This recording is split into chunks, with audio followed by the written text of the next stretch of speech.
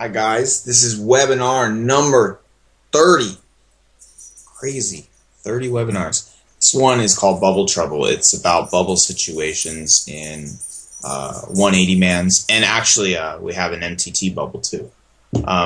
So it's 6 hands. One of them is really cool. The other ones are pretty cool themselves, but one of them stands out. We'll leave that to the end. So the first one here, this is mostly hands from FC Prospect. And this is a 5-6 suited, but this is a $27 turbo knockout, an MTT. 48 people left, 45 people make the money. What do you do here? Anybody?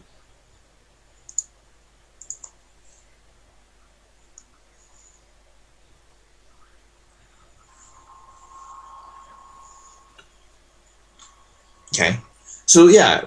Easy shove, right? What if this was a satellite and 45 people made it?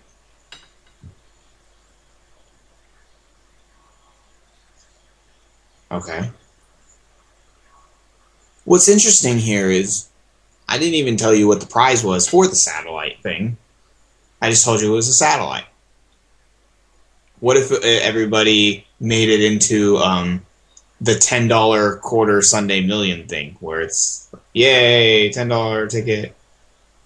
Well, the difference is, what does money mean to you? Like last webinar, we talked about RV, which is relative value, and how something is important to you. However, I suppose if you were, for some reason, playing this satellite, I guess that would mean that you would want the prize, or why else would you play it? Unless you misclicked your way into it. But it's just thinking about what the prize actually means to you. So if you have infinite money, you have to make smart decisions.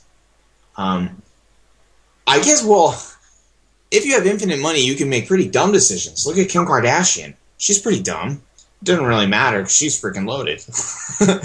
I would love to be dumb and have a lot of money. I mean, I suppose that in one way, if you do have an infinite amount of money, you just make the best decision and eventually things will work out. And you have time because you have a lot of money, like a very large bankroll.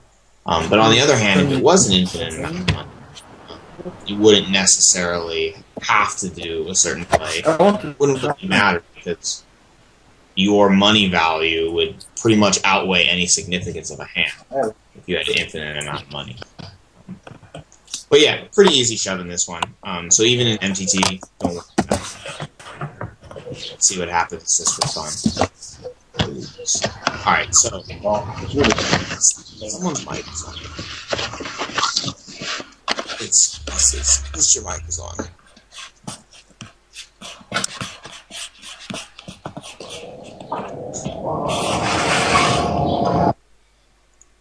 There we go. Second hand, this is in an $8 180 man here. Another bubble situation, but a different type of payout. What do you do?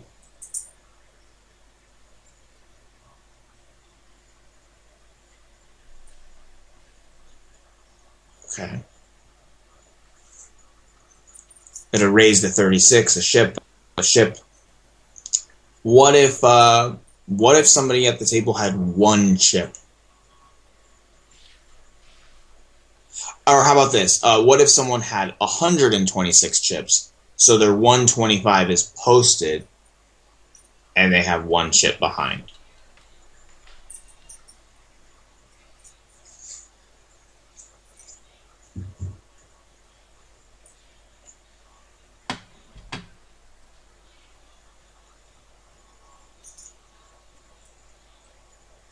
Sipped.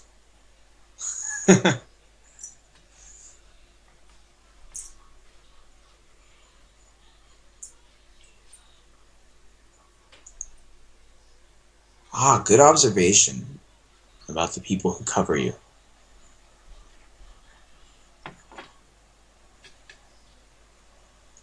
I mean, getting into the money is not that big of a deal, but there can be times where getting into the money is important. For example, those $60 180s that apparently just started today. What if you were playing one of those? Getting in the money for you is probably a little more meaningful than someone who normally plays really, really high games, right? Because if you, for some reason, always play $2 180s, and now you're 19 or 20 handed in a $60 180, and someone has a couple chips left, you could argue to just try and get in the money because that money relative to you is more important. Pedro adds, let's say that there is a guy with a 60 chip stack. That is a horrible shove. But if there are no shorties, it's good to shove. Yeah, so in terms of like when someone's just crazy super short, I think it would just depend on like the type of game that you're playing. And this is where like, you know how there's the different types of EV. There's dollar EV, there's chip EV. But there's kind of now this idea of relative EV. Or actually, maybe we should call it relative dollar EV, because what I mean by that is chip expected value does not recognize if you're playing a $2 game, a 10-cent game, or a $1 million game. It just recognizes the chips.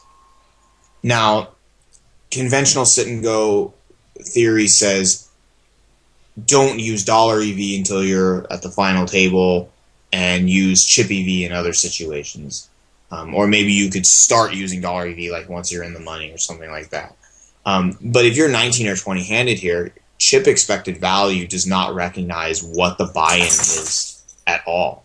And so that's why this idea of relative value or relative dollar expected value is important, because you have to think about how that money relates to you. So where Pedro is saying, hey, if there's 60 chip stack left, it's pretty horrible to shove.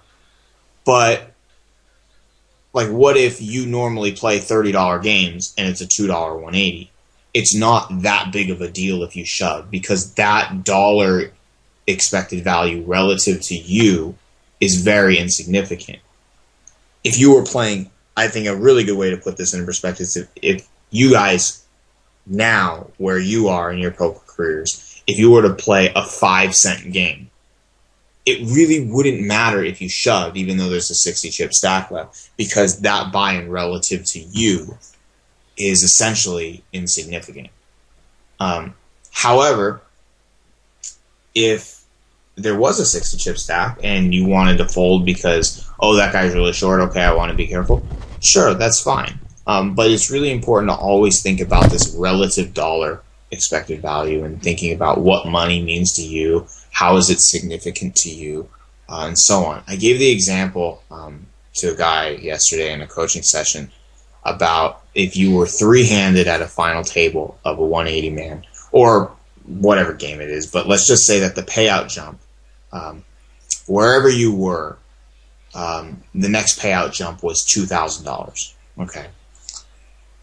And the example I gave him was, let's say, like, this is to show like flaws in ICM and dollar EV and chip EV and all that kind of stuff. Let's say that in your life, you have a dog, and it just so happens that at that moment in time, your dog needs to get heart surgery in order to live. If you don't get him the surgery, he dies. You have a lot of money to pay for his heart surgery, but you just happen to be $2,000 short. Well, let's say you're dealt aces in this game now, or whatever. You're supposed to play a certain hand, or whatever hand you're dealt, you're supposed to play it a certain way because that's what ICM suggests, or that's what Chip EV suggests, or however you look at it. But sometimes it's the real life value of that money that outweighs everything else. So for instance, if I was in that three-handed game, I would fold my way to second place so fast. I would be the biggest baby in that game just so I could get that $2,000, because it's not just, oh, I didn't maximize my value by playing for first or playing correctly. It's, there is this relative value to me. I need that $2,000 in order for my dog just to live, and if I don't get that, he's going to die. So therefore, I would alter my play on purpose to suit my personal needs in a given situation. Does that make sense? Does anyone have any questions about that at all? My dogs are perfectly healthy, but I needed an example.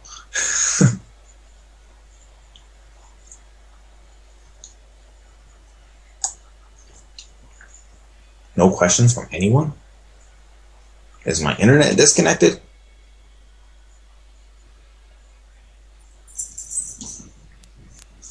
No.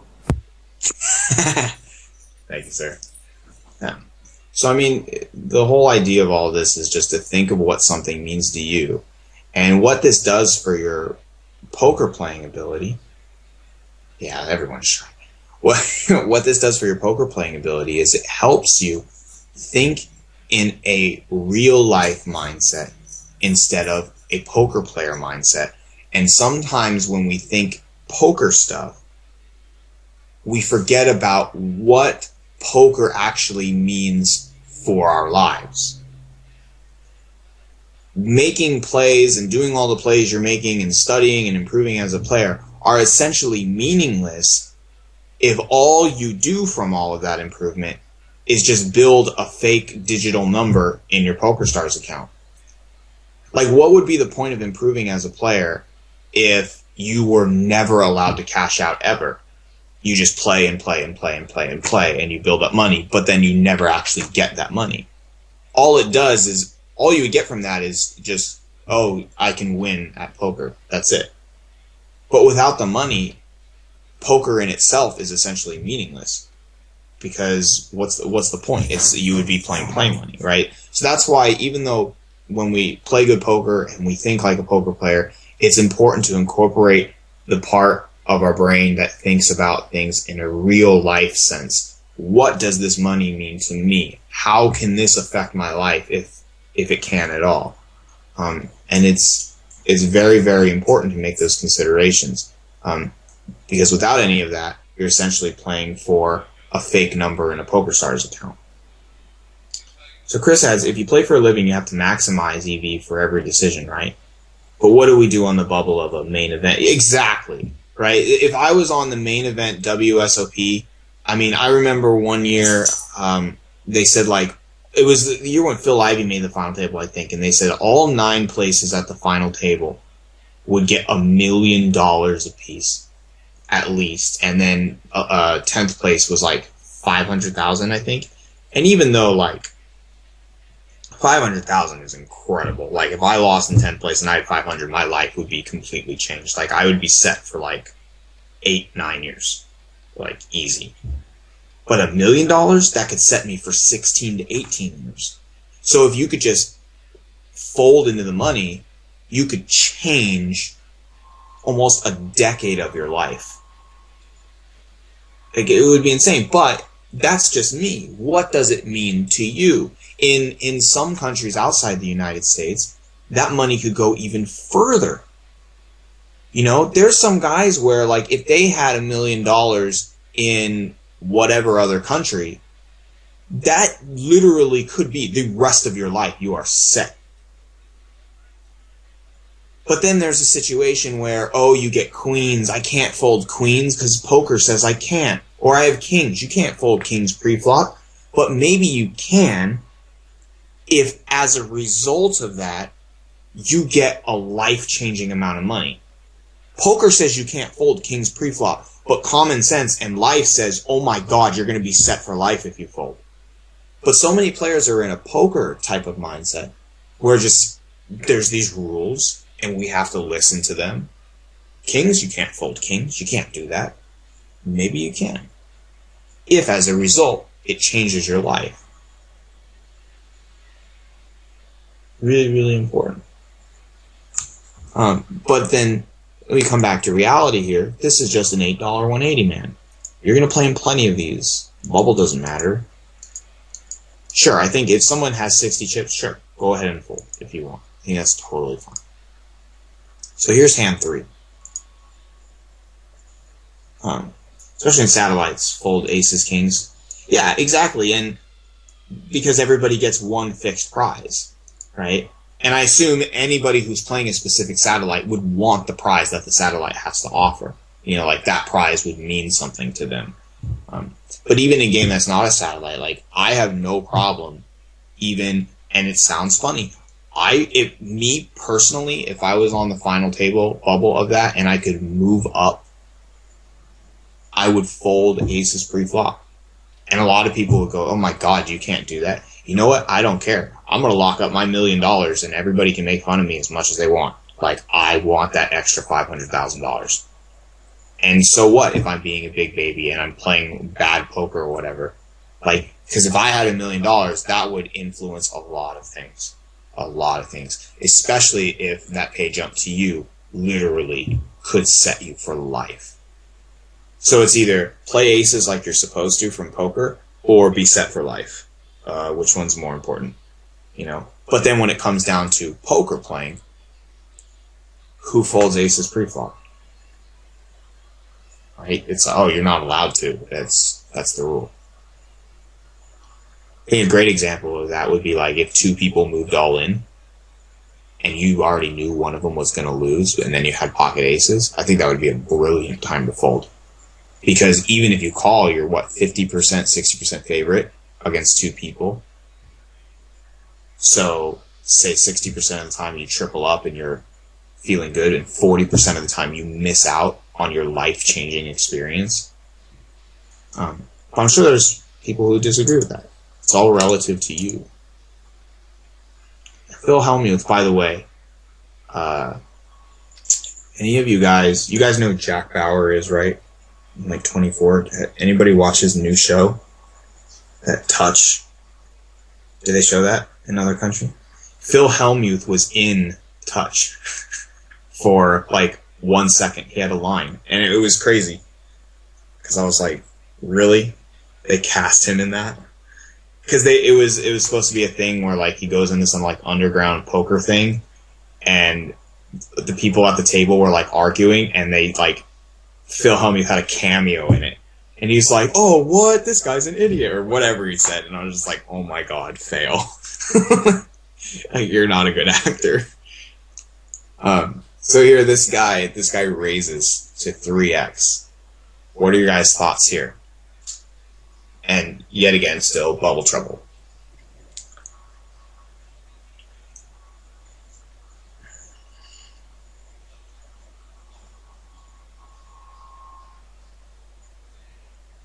Yeah, I would say normally we're not folding a hand as strong as ace-10.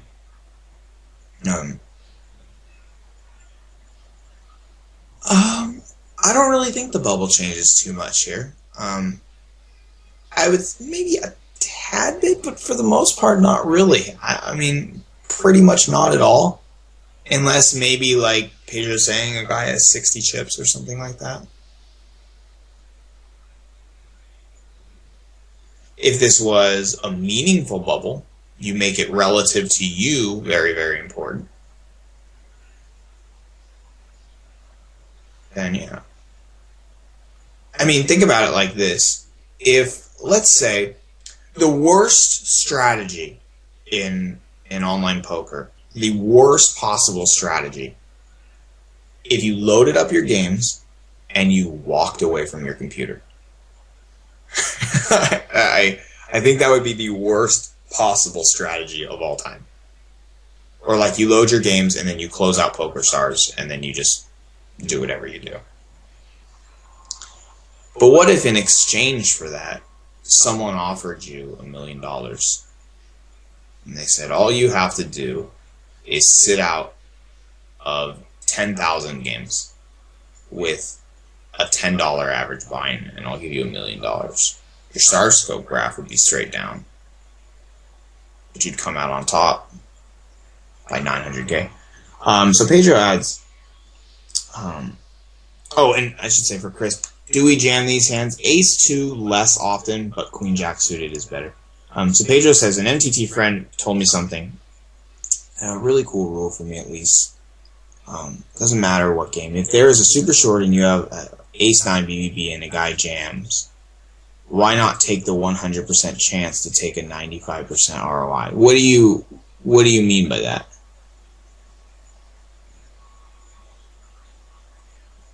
You mean like folding blind versus blind when? Yeah, exactly.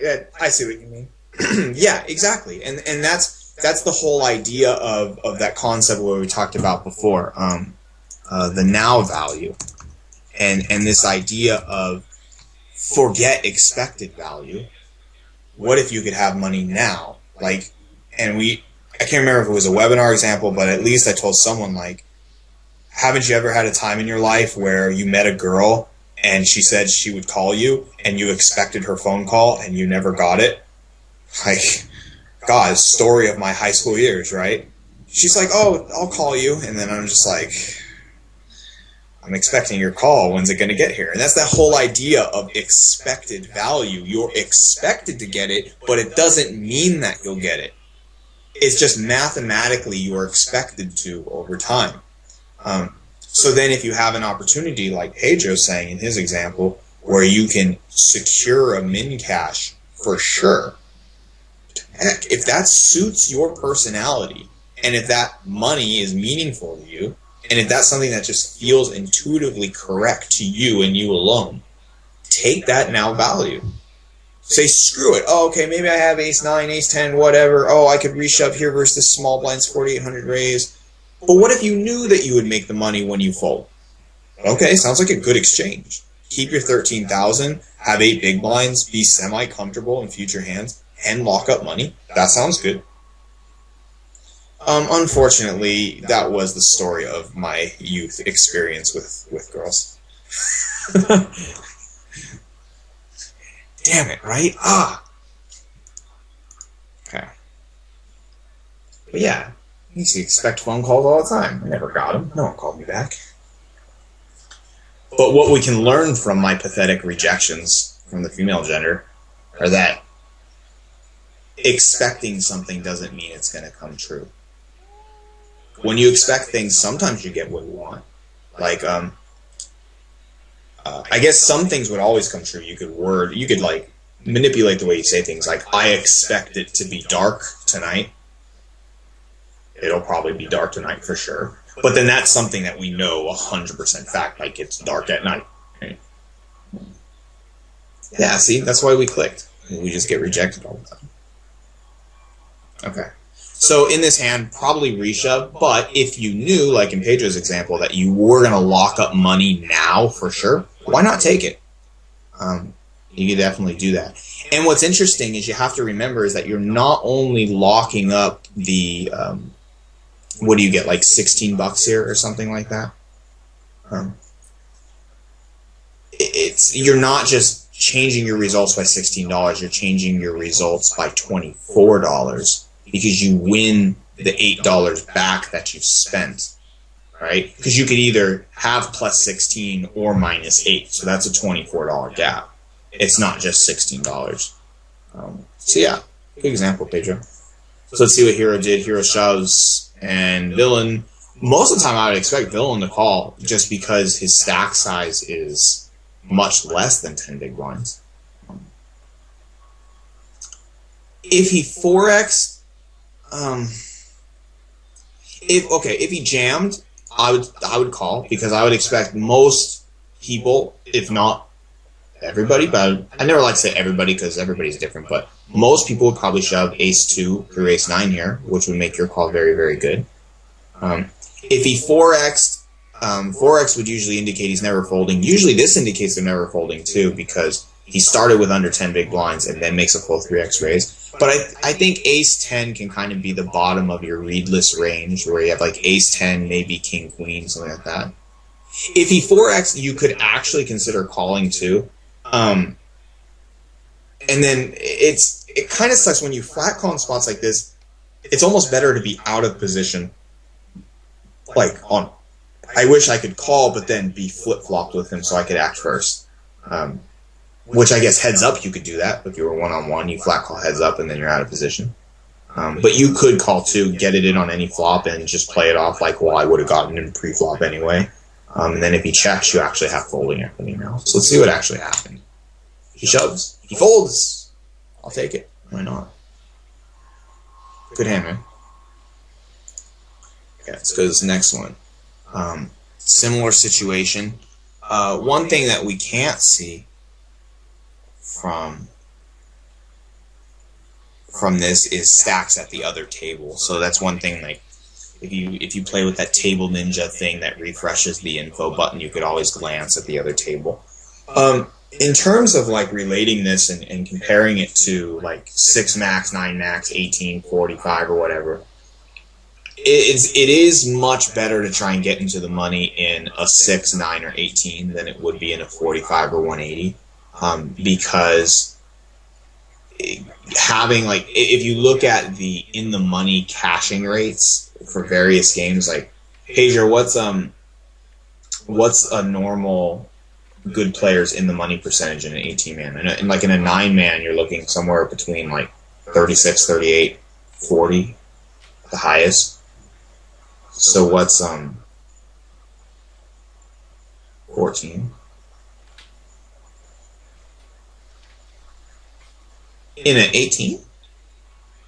Or you mean in a 180 that's a cash rate? So what's, like, for instance, if everybody was averaged in a 6 max, it would be 33% of people cash. Everyone's average. 9 man is 33.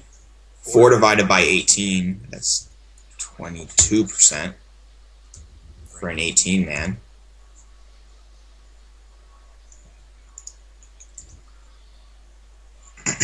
In a 45 man, what's 7 divided by 45? What is that? 14-ish? Someone do that. And then and then 18 divided by 180 is 10. Right? What the heck is my calculator? Am I blind? 7 divided by 45. 15. So these are average cash rates, assuming everyone is equally skilled. So then add however many percentage points, and that should be what a good player is. Because like in a 9 man, if you have 38, that's good. But in those games where your cash rates are higher, it's better to try and get into the money. And in games where your cash rate is lower, it's better to go for the bigger prizes, because those are the ones that are going to make your value. Usually, like in 9 and 18 mans, good profit comes from a lot. Like a lot of cash is a good, healthy in the money percentage, and then a good finish distribution. And in stuff like 45s and 180s, it just comes from big finishes, and those big finishes adding up. I mean, you can min cash all day in a 180 man, and you're not going to make too much money. I suppose, actually, if you min cash every game you'd ever play, that would be good, because that would be 200% ROI or 100%. I don't know, whatever. Yeah, 100. So unless someone at the other table is incredibly short that you can see from your info tab, and if that making the money was important to you, you can fold maybe. But then this just seems like a good shove, a really good shove. See what happens just for fun. No! It's an easy game. A very easy game. So now I'm going to skip to the second to last one, and then we'll save hand number 5 for the end. Kind of seems like a very similar situation. The only difference is now the big blind is a lot shorter than you, and based on 3-2-1 theory, it does imply that he'll call. However, maybe that changes on the bubble for some people, but you don't know for sure. It's an $8 180 again. It's a good aggro player on the big blind. I think that kind of helps. So, what do you think here? Is there room to fold this one, actually? What do you think?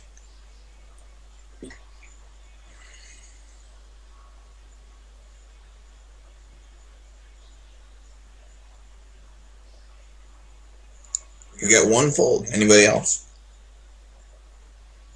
2 folds.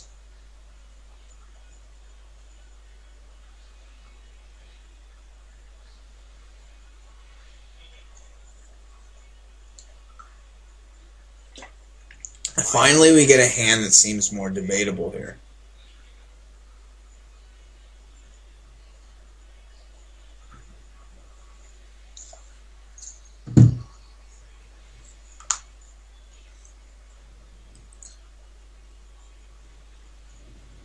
Moving target?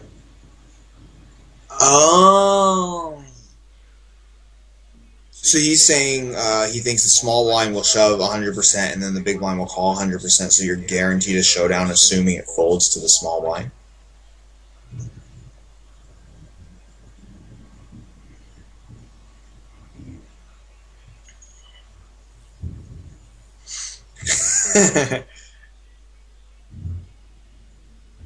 It's interesting, and actually we didn't even mention that in the first hand. I think it was a knockout, so it means there's money, actually. It would be interesting to know what that money is in relation to. It's probably $54 if you min cash or something like that. Anyway, this is if I was going to shove here. I'm thinking worst hand because I definitely don't want to be too wide here. This kind of seems like the bottom of range here. Would anybody shove wider than this? Well, I mean, Chris, you're the only one who said you shove. Like, what is your range here?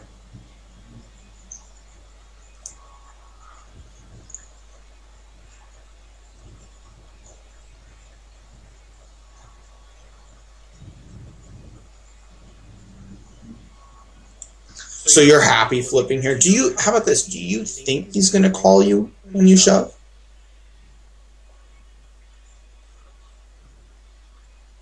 Because not only is he, well, I mean, I don't know how often he's going to call, but some amount of the time, maybe higher than normal.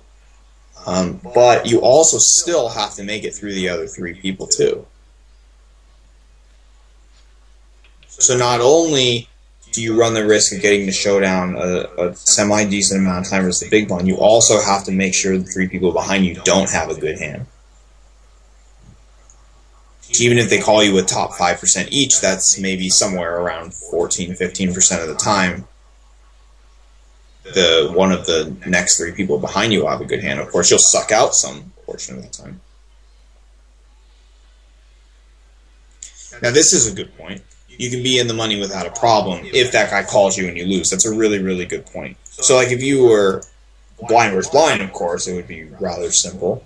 So you still have these other three people. But I think what's really important about this hand is it really doesn't matter too much what you do here. I think what's really important is that you decide what works for you and you let that be kind of the style that you adopt in a situation like this. This is a personality issue here. What's your personality? And if you're unsure, try to develop an interpretation of this hand.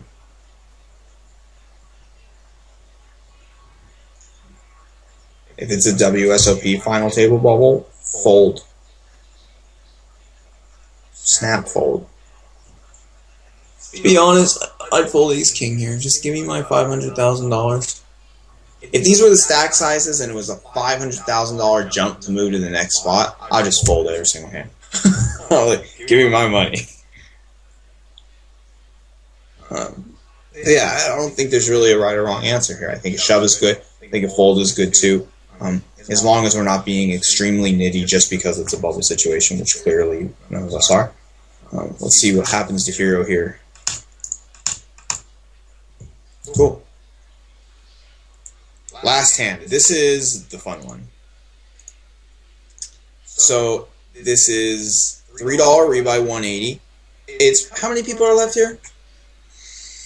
It's probably like 30s? No, 19. Oh, because it's a bubble. Duh. Huh. 30s. Don't listen to a guy who hasn't played in over a year. It's bad advice. Okay.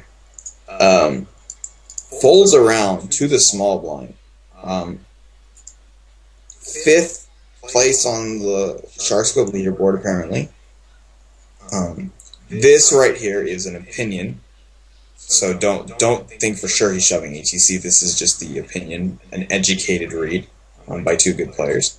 All we know for sure is that he's a winning player and he's ranked 5th. Here is what happens. What do you guys think?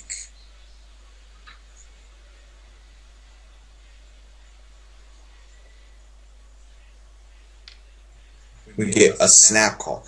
He even typed snap call. No one's even responded yet, except for him. He's right away. And he's 12 tabling right now. We get a fold.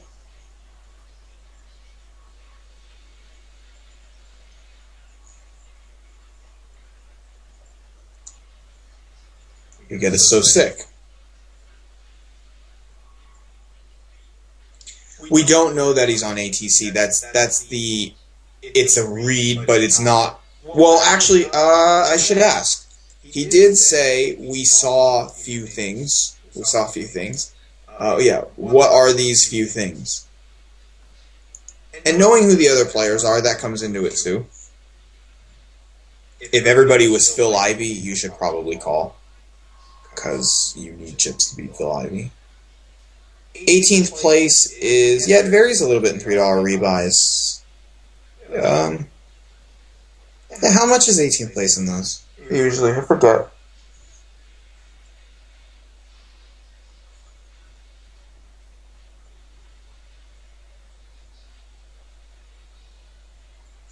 Okay, so you've seen him overjam before. Okay, so he does have some type of overjamming frequency. It's not like this is the very first time he's done it.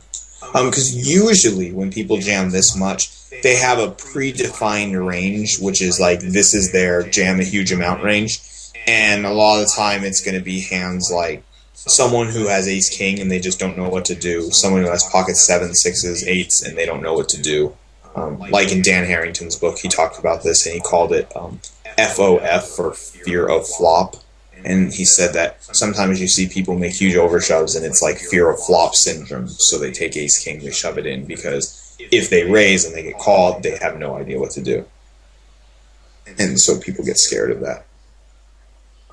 But since he is 5th on the leaderboard, I would assume that dude has some type of a clue.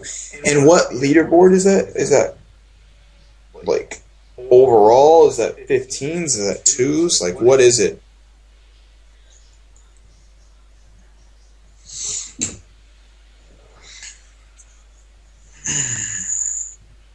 So Powell says, perfect spot to fold even though it's plus EV. Have a good stack and can gain chips without risk. That's a really good point. Chris says he knows me and in his eyes I shouldn't call. That's true too. But what are your odds versus range? Ah. And here comes my good friend with his odds question. So remember in our coaching session yesterday when we talked about odds, we said, forget about it. Just think about everything that doesn't have to do with odds. Right? Even if you're, whatever percentage, whatever, who cares? Start practicing thinking of this hand in a common sense way instead of in a way that where you think about odds and expected value and chips and stuff like that. Just think about this in a common sense way. And even though EV is definitely a very valid form of thinking of hands, it's really important to approach hands through a method of analysis that doesn't have to deal with numbers. Chris, when you said 63 players, does it go that high now? Anyway, who are the other players in the game? Is he still on that? Okay. Chris says if they're all space gravy, it's a call. But he says, well, why risk so much? Yeah, which, now this is really interesting because that doesn't have to do with pot odds. I guess in a way that does deal with numbers, so I might be a little bit wrong in saying don't think about numbers. I guess I'm wrong saying that. But this is a really good observation. Why risk so much? Because that doesn't deal with pot odds. Call to see what he has sounds fun for me because I'm not playing it. One person wants to call. If they're all fishes, why should I call 20 big blinds? It's very, very true. 20 big blinds, why risk so much? What odds we want here to risk 20 big blinds? Oh, okay, now that's a good question. How about this? If he showed you ace-9, how many people would call?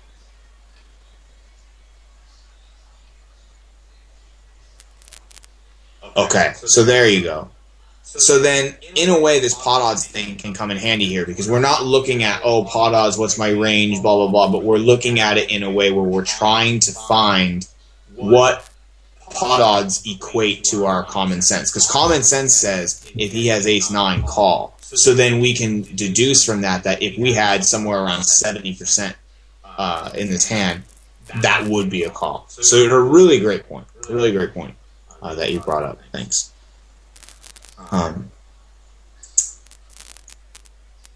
This. What are they calling?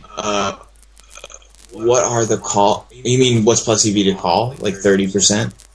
Is that what you mean? Yeah. If he's on ATC, you can probably call with like Queen Jack. I don't know why, but you could.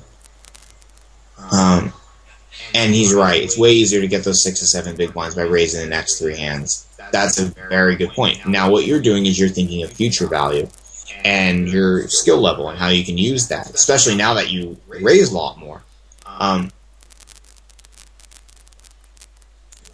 Let's do this real quick. Fold. I'd probably fold. Personally, I'd fold if he has 2s. I'd fold if he has king queen suited. Okay. So he said Big Nick's counted that in Wiz, and he said that it's plus 3. What does this mean?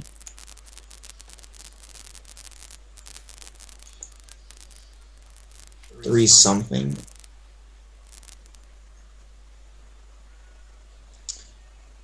I mean,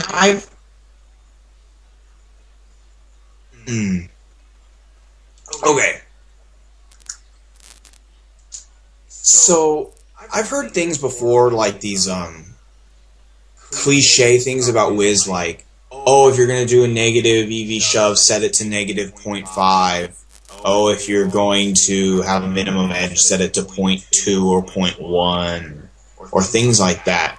And you could look at this in the sense of like, okay, what if this adds your $3 per game in whatever situation of future value or expected value, whatever. But the thing is remember, expected value is an average of many events.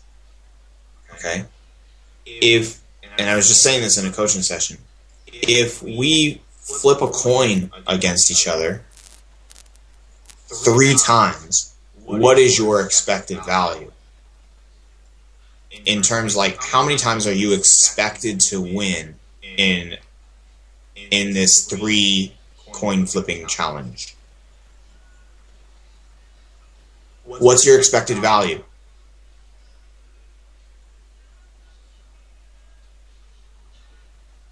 Right. Bam. Straight on. 1.5. Right? So if we flip a coin against each other 3 times, your expected winnings 1.5 times. So if we bet $1 versus each other, okay, in each of the coin flipping things, what is your dollar EV?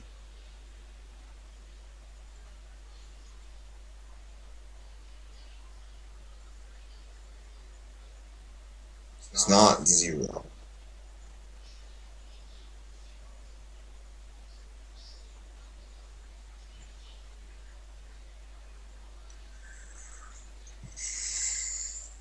We bet $1 versus each other each time. So I should have clarified that. Each coin flip we make, we bet $1. What is your expected dollar value? This is exactly right. This right here, guys. 150. If we bet $1 versus each other in each coin flip, each of our expected values is $1.50. Okay? But what are the actual outcomes? What are the only possible outcomes for you if we flip a coin 3 times and bet $1 each time? What are the actual outcomes that can exist?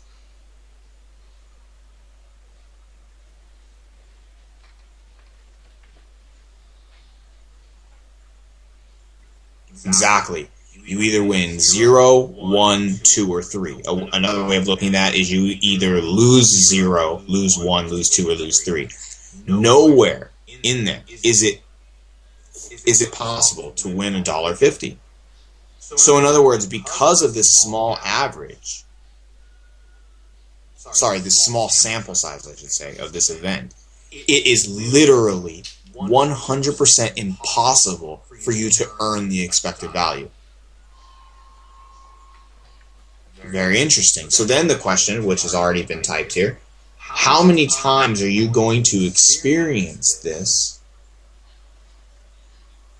in this type of situation? 19-handed, $3 rebuy, bubble. How many times does this come up? Because if you can't get a huge sample size in a situation to come to that average, you're never really going to get your expected value. Just the same way with our coin flipping thing. You can't earn $1.50. It's impossible. So he says the more times it comes, the more times you should call. Right. Now, theoretically, if this guy is on any 2 cards, then if you were to experience this situation like 500 times, start calling. Because then expected value will tend to run its course and you will get what you deserve. Like how I expected the phone call from the girl but never got it. Well, if I did that to 500 women, well, maybe eventually it would average out. I would never do that 500 women. So here's this question. How many times will you be on the bubble in a main event WSOP? Exactly. Exactly. And that's exactly why in situations that don't occur often or are like once-in-a-lifetime opportunities, especially like a WSOP thing, you have to take everything with expected value, even though this goes against many, many people's beliefs about poker. You just have to forget about expected value because expected value comes from averages of long-term events. And without a long-term event average, without that average, expected value cannot exist because it can only exist in theory. Well, and you'll never be in the USA. And it's really, really weird to say that because I'm pretty sure that in the poker world, if I walked up to someone and said, don't think about expected value, or expected value doesn't exist here, I would get laughed at a lot. But it's a fact.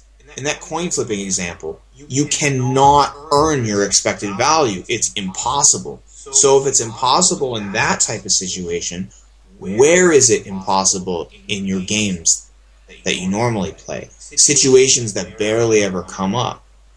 And so if you can start to look at situations like this hand, for instance, and say, okay, here's this 1-time, 2-time, 3-time event, however many times this may happen, not very many with these precise circumstances.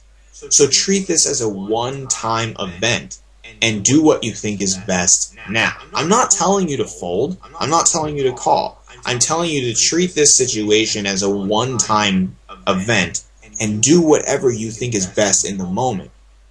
Don't think about EV. Think about this moment now. What is best? And that's the best play. Well, the best play really is to call and double up. But that can't always happen. So this comment. It's so hard to forget. Reading so much in books about it in theory, blah, blah, blah. Exactly. It's this world of poker has come to negative EV, positive EV. Positive equals good, negative equals bad. You've been raised with those notions ever since you were born, right? Good things you should do, bad things you shouldn't do. And so then when it comes into poker, that's like programmed into us, this idea of like, oh my god, it's good, I have to do it. Oh my god, it's bad, stay away, don't do that. Right? But if something only happens 1 time, like here, whatever your expected value is here, let me take a guess. We'll just say that it's 3,000 chips. Okay? But you can never earn 3,000 chips in this hand. Ever. Your only outcomes are you end up at 120,000 or you end up at 0. It's going to take many, many averages, many of this event still happening, a large sample size, for the average to start to run its course and to actually take place.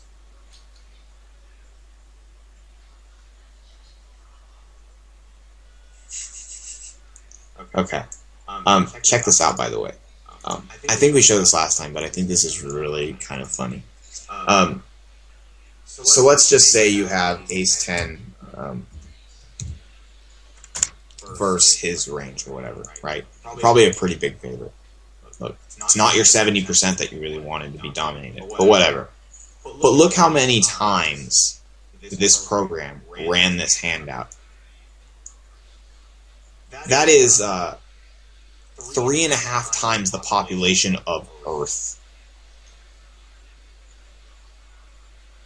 This ran it 25 billion times. I'm not saying it takes 25 billion times for it to reach the average, but you probably need a really, really good sample size. If your sample size is 1, these numbers are meaningless. It's 100 and 0. You either win or you lose in a one-time event. There's no average.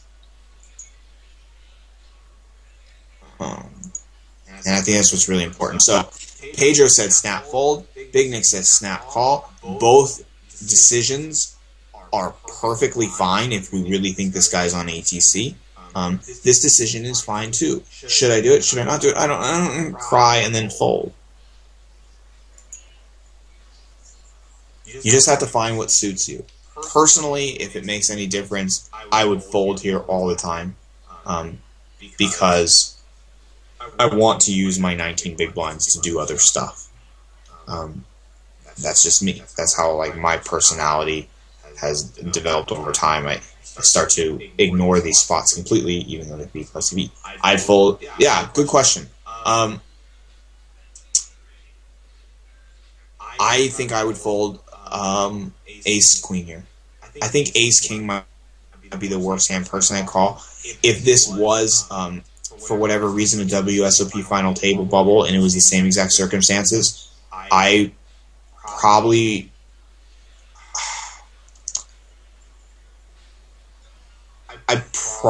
would fold aces. And it sounds really, really funny. Maybe I'd call with aces, okay. But I'd probably fold kings. And so what? If this guy can run over me because I only call 0.05% of the time or whatever, good for him. Because that money would totally change my life. And making that money is more important than me calling with a poker hand.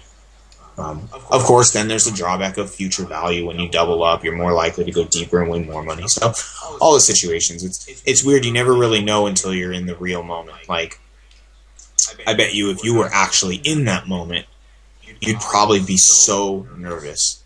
And it's like a nervousness that you can't replicate. You can't even fake that. It's kind of that thing like when people go on TV game shows where they have to answer like trivia questions and stuff.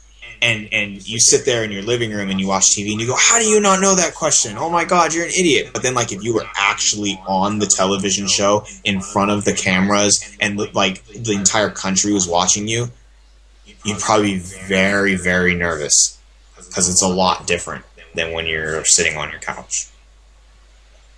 So you ever watch Wheel of Fortune and to try and solve the puzzle? You should YouTube some of these videos where people can't solve puzzles where there's only one letter missing, and it's so obvious what it is, but it's because they have all this pressure on them because they're on television that like their brain doesn't function properly. And it's funny where it's like so obvious what the answer is and people just can't figure it out. Stage fright, I guess.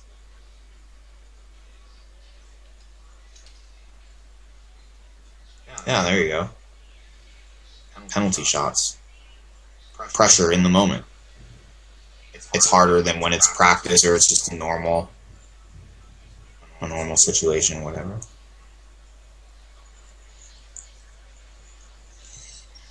That's a good compromise. Call if you have less than 15 big blinds. Fold if you have more than 15 big blinds. Seems fine. Yeah.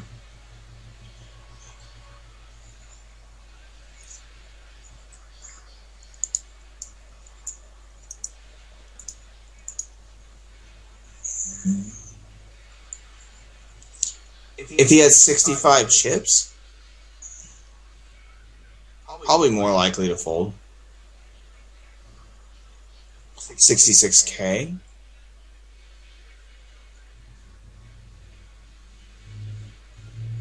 I don't know. I guess it should make some difference because it'll be BBB with him in future hands, but I don't know. It kind of feels the same a little bit.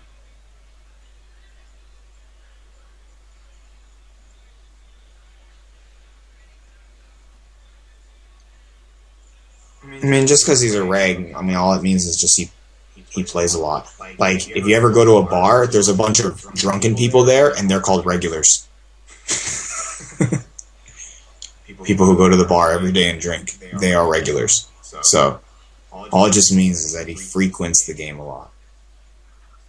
I'm going to start doing that, like, go to bars and be like, oh, he's a reg.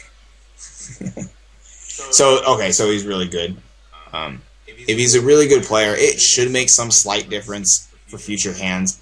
I don't know why I don't feel like it makes that much of a difference in this exact hand, but it should somehow, but I don't know.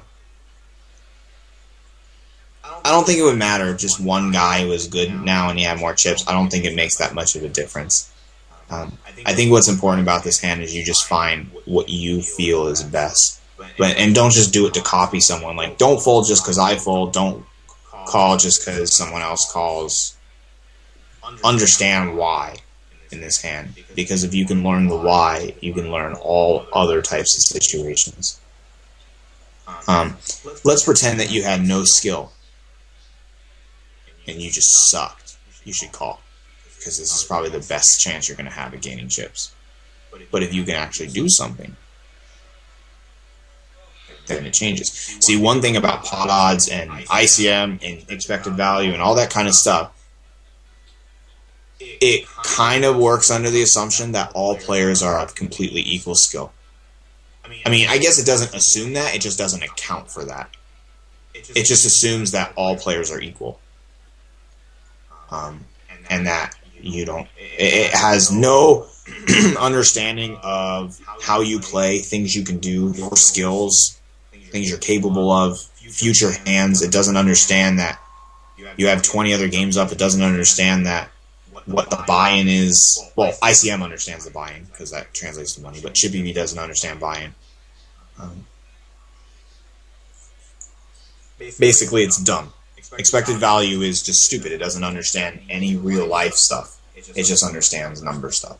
So it's up to you you can look at EV and think about that all you want, but that's why the common sense is so important, because you take in the stuff and think about the stuff that all the EV stuff can't.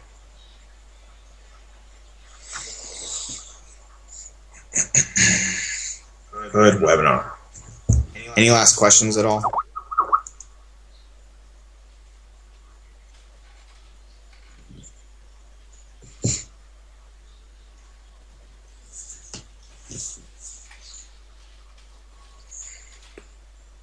Let's see what happened, actually.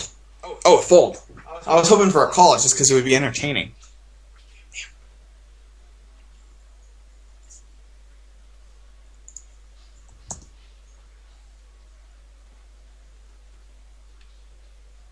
Cool.